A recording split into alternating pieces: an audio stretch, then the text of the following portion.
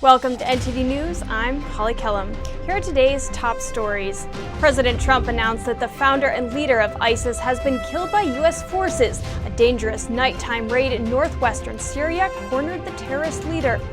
A major part of the China trade deal will be signed ahead of schedule, according to the president.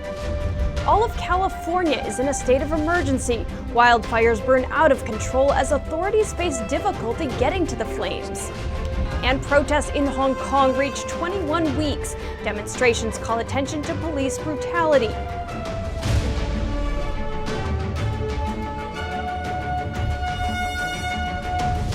President Trump announced yesterday that the founder and leader of ISIS, the most ruthless terrorist organization in the world, has been killed after a U.S. strike.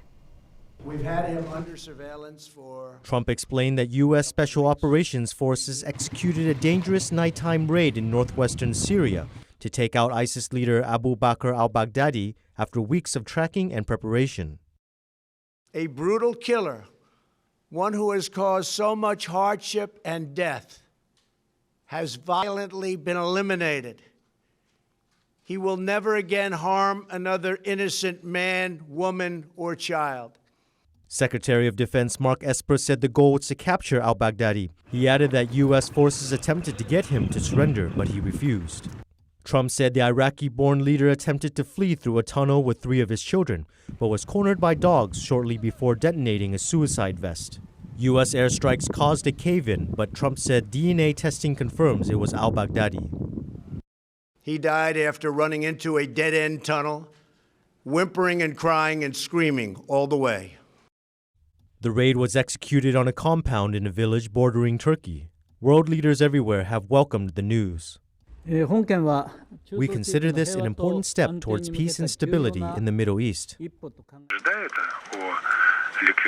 A serious contribution from the President of the United States to fight against international terrorism. I welcome the significant outcome here, which has seen al-Baghdadi being killed as a result of this very targeted and very successful operation led by the United States. The White House says the operation was named after Kayla Mueller, an American who was kidnapped in 2013 and repeatedly raped by the ISIS leader while being held hostage. The family confirmed her death 2 years later, but her body was never found. And President Trump responded to criticism that he didn't inform Congress about the operation ahead of time, saying it's a leaking machine. And the president also said today that he expects to sign a significant part of the trade deal with China ahead of schedule. We are looking probably to be ahead of schedule to sign a very big portion of the China deal.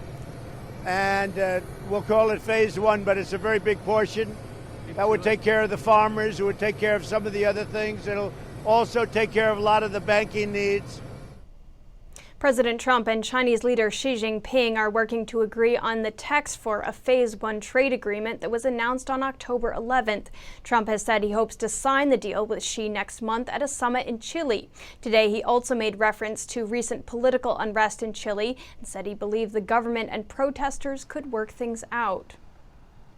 And U.S. Treasury Secretary Steven Mnuchin said today that the U.S. would increase economic pressure on Iran over its nuclear program. He made the pledge during a tour of the Middle East and India. Steven Mnuchin met with Israeli Prime Minister Benjamin Netanyahu on Monday. Netanyahu called on Washington to impose additional sanctions to stop what he called Iran's plunge for everything in the Mideast. Mnuchin said the U.S. would increase economic pressure on Iran.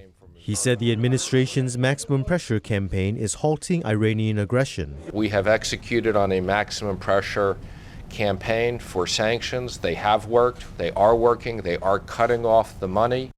Washington has been trying to strangle Iran's oil exports, the mainstay of its economy since leaving the 2015 nuclear deal last year.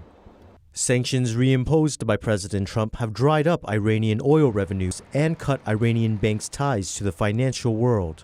So I want to thank you for what you've been doing and encourage you, Steve, to do more, a lot more. And thank you for your friendship. Netanyahu said Iran's ability to develop weaponry that could threaten any country in the Middle East could be diminished by tightening sanctions. A former aide to President Trump has declined to testify to the House in its impeachment inquiry. Charles Kupperman was Deputy National Security Advisor at the White House until last month. His lawyer informed the House in a letter yesterday that Kupperman wouldn't testify unless a court rules he has to. Kupperman was scheduled to testify in a closed-door session in front of the House today.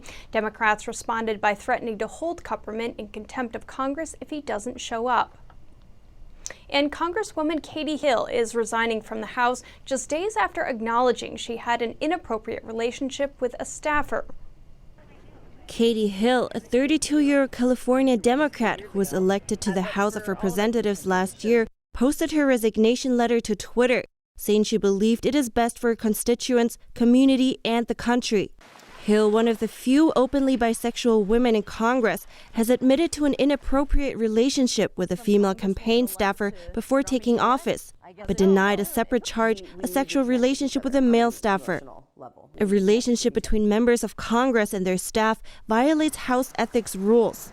The House Ethics Committee had already launched an investigation last week. Some Democrats in Hill's district say personal issues don't matter, but politically this may matter in the swing district.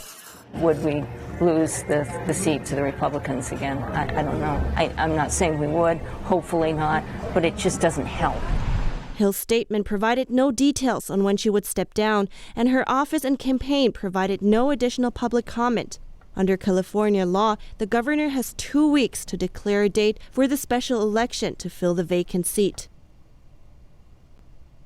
International Religious Freedom Day was celebrated in the U.S. this weekend. Ahead of the day, the U.S. Ambassador for International Religious Freedom was asked about U.S. companies kowtowing to China. NTD's Kitty Wong has his response. During a Friday briefing, Ambassador Sam Brownback was asked how to hold American firms accountable for standing up for American values and not becoming a part of the Chinese religious persecution. There's a robust debate in the country right now, whether it's the tech companies or it's sports entities. This is a big, robust debate, and it should be. These issues should be brought up, and they should be discussed. We stand for freedom of speech. We stand for freedom of religion. We believe these are rights that people are entitled to everywhere and all the time. October 27th is the 21st International Religious Freedom Day. It was created by the International Religious Freedom Act of 1998. Brownback said that it is important to defend U.S. freedoms and continue to educate people about what basic human rights are. I think we're always at our best as a nation when we're standing on fundamental principles, and we stand there regardless of who's on the other side, but we stand for these basics. Religious freedom, freedom of speech, freedom of assembly, that these are your rights as individuals, and they apply all the time. Reporting by Kitty Wong, NTD News. Former Congressman John Conries died Sunday at the age of 90. He is the longest-serving African-American member of the House, having served more than half a century. The Detroit area congressman was a founding member of the Congressional Black Caucus. Conries joined the House in 1965 and stepped down in 2017 following accusations of sexual harassment. And wildfires burning out of control have forced all of California into a state of emergency. A red flag warning continued through the morning, and 40 to 50 mile-per-hour wind gusts are still a possibility throughout the evening. Narrow roads and steep terrain are making access to the fire areas difficult. Flames, thick smoke, and almost pitch black. That's what thousands of people in California faced as they scrambled to leave their homes. 2 major wildfires, fed by at times hurricane-force winds, are burning at opposite ends of the state. 43 counties now are impacted by red flag warnings and by these severe weather conditions. In the South, evacuation orders were lifted Sunday evening, but not before the tick fire destroyed or damaged dozens of homes near Santa Clarita. CAL FIRE warns that residents shouldn't get too comfortable, however, as high winds are expected throughout the week. Up north in California wine country, the Kincaid fire is raging and has driven nearly 200,000 people from their homes. You cannot fight this. please evacuate. If you're under an evacuation order, you must leave. Wind gusts reached up to 93 miles per hour over the weekend. Power company PG&E says those winds forced them to cut power out of an abundance of caution. About 965,000 customers have been impacted at one time or another associated with this event. The company says forecasts for high winds Tuesday could force them to shut off power to even more customers. A 25-year-old British man appeared in court today. He was the driver of the truck found last week with 39 bodies in it. He faces charges of manslaughter and human trafficking. A solemn salute. UK Prime Minister Boris Johnson and other government officials put flowers at a memorial for the 39 people. Hours before, the driver of the truck, Maurice Robinson, appeared in court by video link. In addition to 39 counts of manslaughter, he faces charges of conspiracy to traffic humans, conspiracy to assist unlawful immigration, and money laundering. During his appearance, he only gave his identity and heard the charges against him.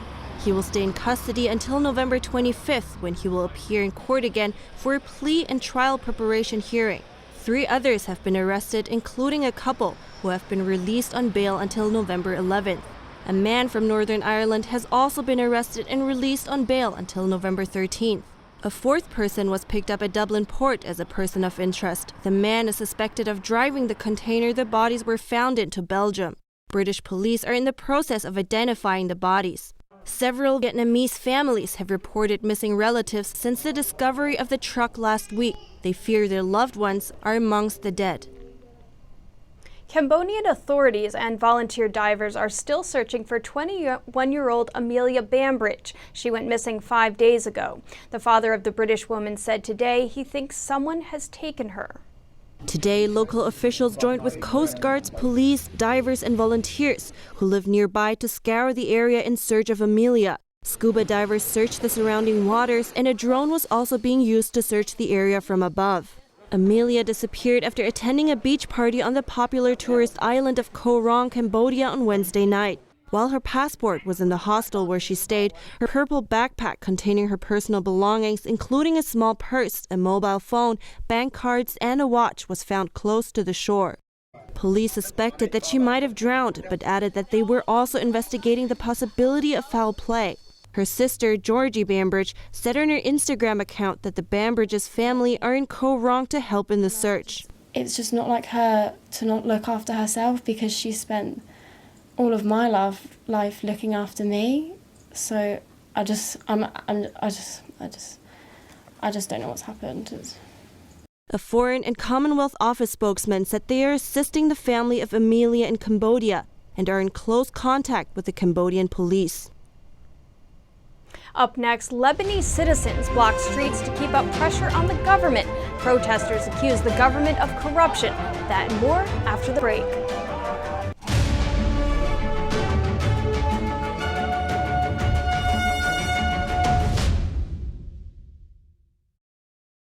This is extremely gutsy. The Chinese Communist Party is not known for taking criticism very well. The police have blocked off the streets and been firing tear gas and beanbag rounds at the protesters, and they've made several arrests.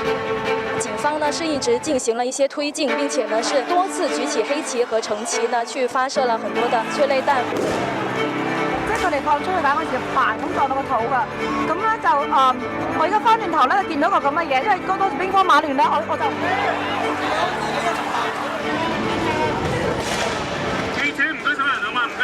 That's the media liaison. They're telling us that we need to get out of here. They're telling the press to leave.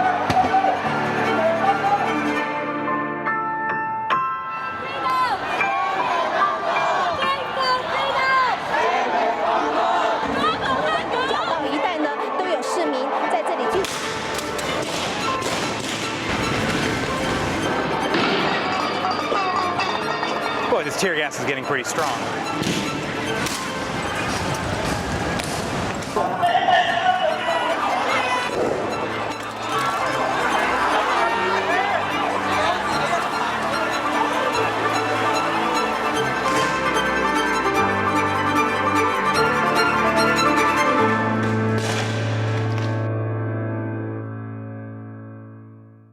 Our investigative reporters at the Epoch Times have spent 18 months uncovering the biggest political scandal in modern history.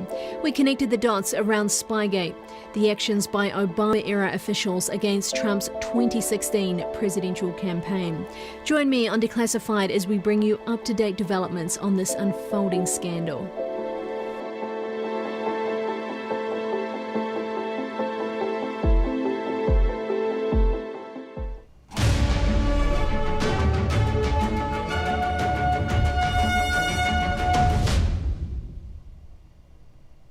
Protests in Hong Kong are now in their 21st week. Multiple demonstrations over the weekend called attention to police brutality. NTD's Jeremy Sandberg reports. An estimated 10,000 Hong Kong medical workers and their supporters filled the financial center on Saturday evening in a peaceful rally condemning police brutality over the last 5 months. Now the police brutality is very serious. Health professionals are concerned that injured people are not coming into hospitals for fear of being identified and arrested. But we want the government to rectify the situation, and also the police try to, must have some sort of check and balance, try not to abuse the force. On Sunday, a peaceful yet unauthorized rally was organized to condemn excessive force by the police and to show support for journalists. Because whenever police is around, the situation will become unrest, okay? The violence activity will come out. But as long as the police let the people do whatever we do, there will be peace, peaceful demonstrations, march or whatsoever. If there's no police, very peaceful. If there are police, more trouble. Although the proposed extradition bill that started the protests has been officially withdrawn, citizens are pushing for the rest of their demands to be met, including an independent inquiry into police actions, the retraction of the word riot to describe the rallies, and genuine universal suffrage. What is going on in Hong Kong is a real revolution, just like the American Revolution 243 years ago. So Hong Kongers are risking their lives to fight for freedom, to fight for liberty. So we must go on and go on to keep fighting and keep the pressure to our government. The future will be brighter if we stay together. The rally was cut short by police, who fired pepper spray and tear gas to dispel the crowd. So there was quite a skirmish in the street between the protesters and the police. They threw a couple tear gas grenades. Now they're moving forward, just trying to sweep through and clear out the crowd. Police have escalated their aggression toward protesters and journalists as the movement continues, attacking them with tear gas, water cannons, rubber bullets, and occasional live rounds. Jeremy Sandberg, NTD News, Hong Kong. Protesters in Lebanon set up new roadblocks today across the country. They're accusing politicians of corruption.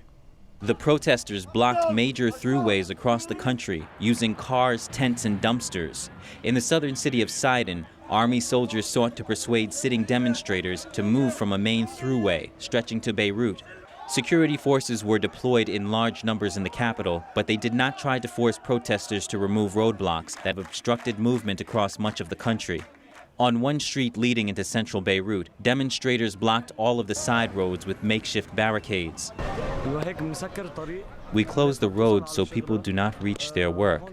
This is how we increase pressure. This is our way to paralyze the country.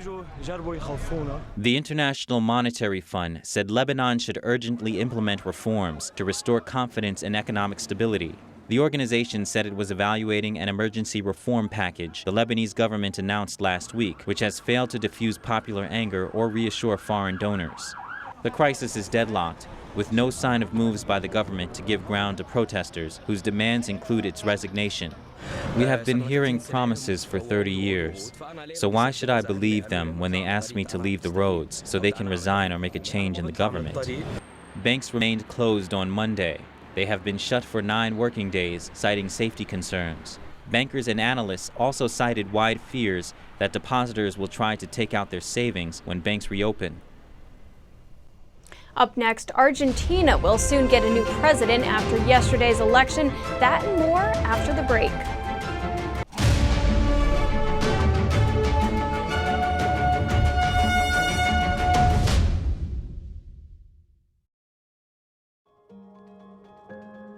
factual, honest news. Not biased, but completely straightforward. You're not emotionally going up and down. Bringing morality back to newspapers. Be honest, old-fashioned journalism. You're presenting the facts and letting the reader decide. The Epoch Times is a fearlessly independent news media that publishes in 35 countries and 21 languages. Truth and tradition is our motto. Founded as an antidote to communist propaganda, today we're quickly becoming a household name across America. Our subscribers thank us for our relentless and unbiased coverage.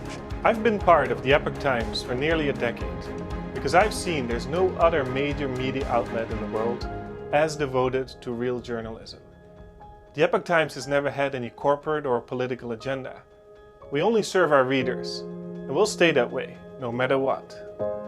We connected the dots around Spygate, the Obama administration's elaborate efforts against Trump's 2016 campaign.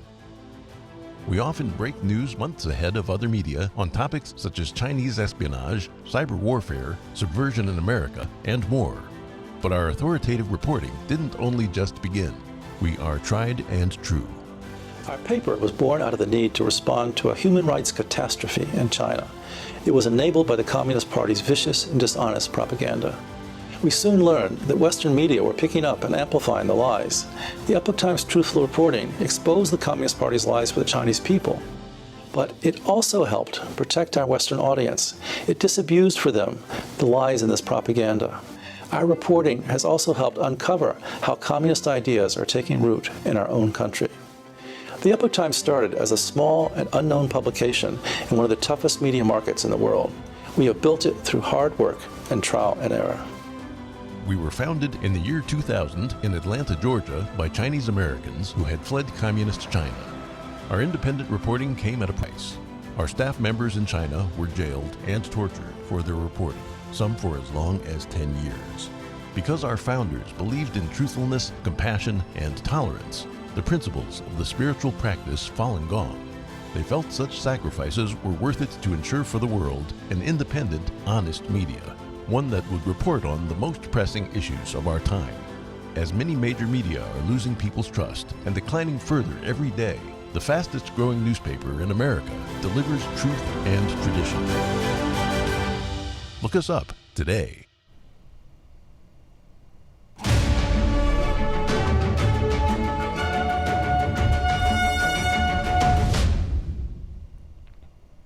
Argentina's center-left presidential candidate yesterday beat the country's president, current president, and member of the center-right Republican Proposal Party. Alberto Fernandez of the Justicialist Party beat incumbent Mauricio Macri with almost 48% of the vote. Macri had 40% with more than 90% of ballots counted. The election result shifts Latin America's number 3 economy firmly back toward the left after it was battered by an economic crisis. Sunday's election was largely peaceful. It was dominated by concerns over rising poverty, a sharp depreciation of the currency, and one of the world's highest inflation rates. President Macri says his party will work as a responsible opposition. Macri invited Fernandez to the presidential palace on Monday to discuss an orderly transition. This will be essential for Argentina's shaky economy and markets. This is for Argentina, the orderly transition that brings tranquility to all Argentines, because here the only important thing is the future and well-being of Argentines. Argentina's former president Cristina Fernández de Kirchner will now become its vice president. Thousands of Iraqis took to the streets today despite much bloodshed over the weekend and clashes between Iraqi protesters and security forces. Anti-government protesters gathered in their thousands in two of the country's main cities, Baghdad and Nasiriyah. Protesters remain undeterred despite scenes of chaos and violence over the weekend after Iraqi Prime Minister Abdul Mahdi ordered members of the elite counterterrorism service to crack down on demonstrators. This second wave of protests began on Friday following a 3-week hiatus. Tear gas was fired at protesters, injuring over 2,500 in a few short days. Protests first began earlier in October over government corruption, lack of jobs, and poor services in the country. This month, more than 200 people have been killed. This is a message to the politicians. They were opponents. They should have an idea stronger than the former regime. We would like to ask them, what is their idea? Is their idea malicious? Is their idea to steal the country's money? So we call on them to step down. This comes just 2 years on from a period in Iraq that saw a foreign occupation controlled by Islamic State and civil war. Many Iraqis continue to live in poverty despite the country's vast oil wealth and membership of the Organization of the Petroleum Exporting Countries. Iraqi citizens blame the political elite. These demonstrations pose the biggest challenge to Mahdi since he took office just a year ago. Up next, the Governor's Awards in Hollywood honor director David Lynch. That and more after the break.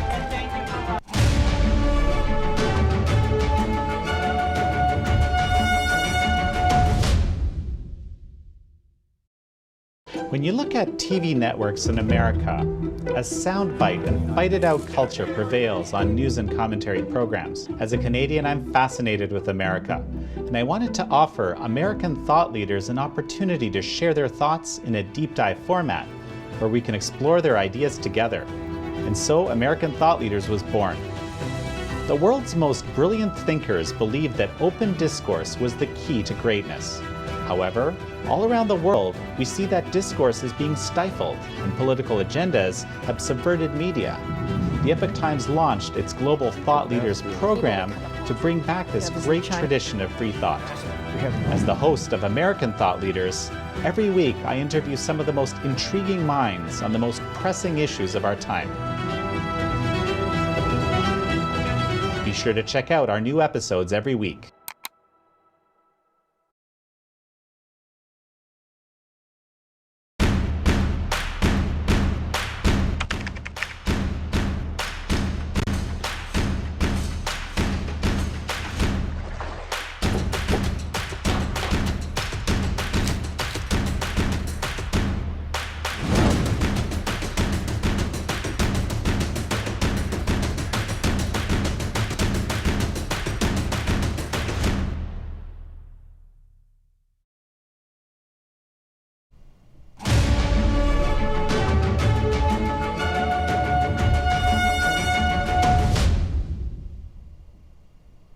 Over the weekend, stars flocked to this year's Governor's Awards in Hollywood.